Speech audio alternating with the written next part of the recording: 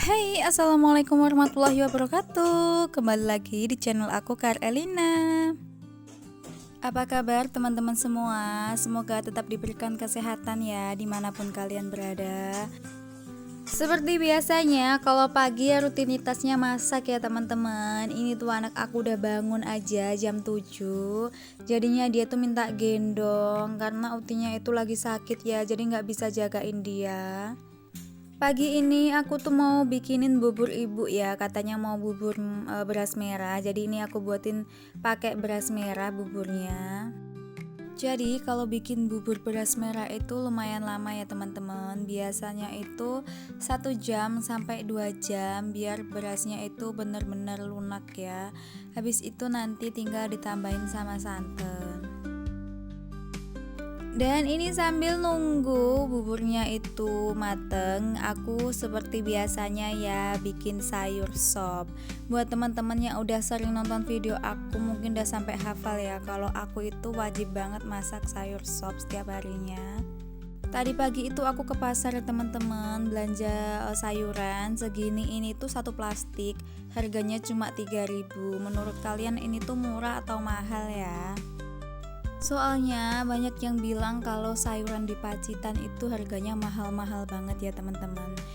Sebenarnya pagi tadi itu aku bukan cuma belanja ini aja ya teman-teman, masih banyak lagi sayuran-sayuran yang lain, tapi udah aku masukin ke dalam kulkas. Kalau di sini itu harga wortel 1 kilonya itu 20.000. Untuk boncisnya itu di sini itu kalau nggak salah 20.000 juga ya. Untuk cabai di sini itu masih harga 90 sampai 100 ya teman-teman. Di tempat kalian berapa nih harga cabai, masih naik atau udah turun?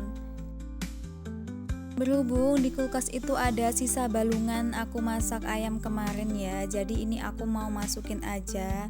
Untuk balungannya ini sebelumnya udah aku rebus dulu ya teman-teman dan udah aku cuci.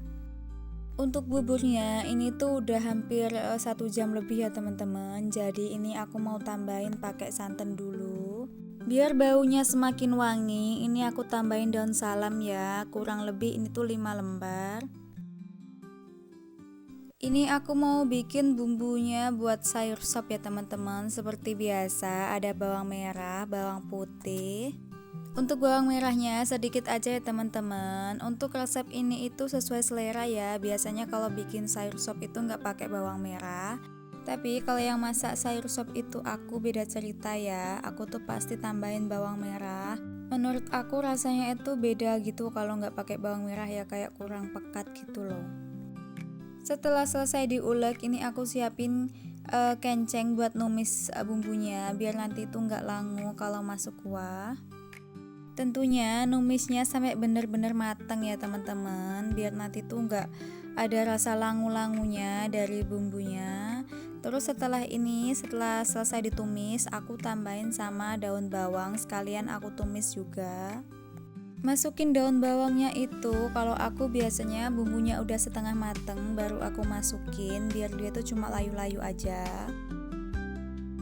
Nah, kalau udah selesai, udah mateng, ini tinggal masukin ke dalam kuahnya ya. Sambil nunggu kuahnya mendidih, ini aku mau tambahin sama gula, micin, penyedap rasa tentunya, biar rasanya tuh semakin mantul ya teman-teman. Entah kenapa dari awal aku bikin sayur sop itu nggak pernah bening ya teman-teman. Beda kalau yang masak ibu itu biasanya sayur sopnya itu bisa bening, nggak butek kayak gini loh. Aku juga nggak tahu gimana caranya kok bisa nggak butek gini ya, tapi entahlah, yang penting aku udah masak sebisa aku. Dan ini tuh alhamdulillahnya setiap hari selalu habis ya. Setelah dirasa bumbunya ini pas, yang terakhir tinggal masukin bawang gorengnya. Dan sudah mateng deh sayur sopnya.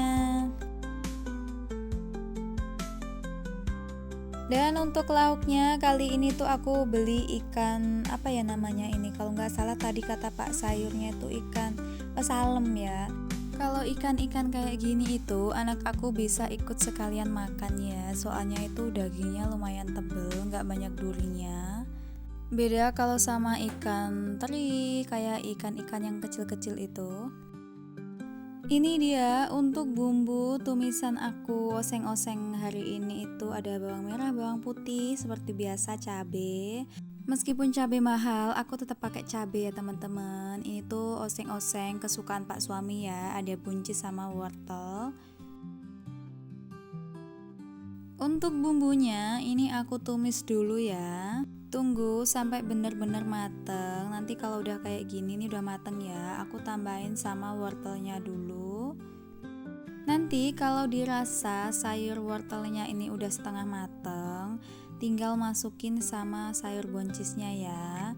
Soalnya kalau mau dimasak sekaligus sekalian masukinnya nanti tuh boncisnya udah empuk tapi wortelnya belum ya teman-teman.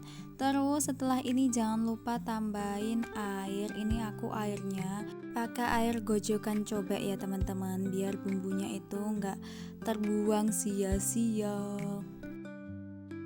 Setelah kira-kira ini sayurnya mateng, empuk, ini aku tambahin saus tiram, terus kasih gula.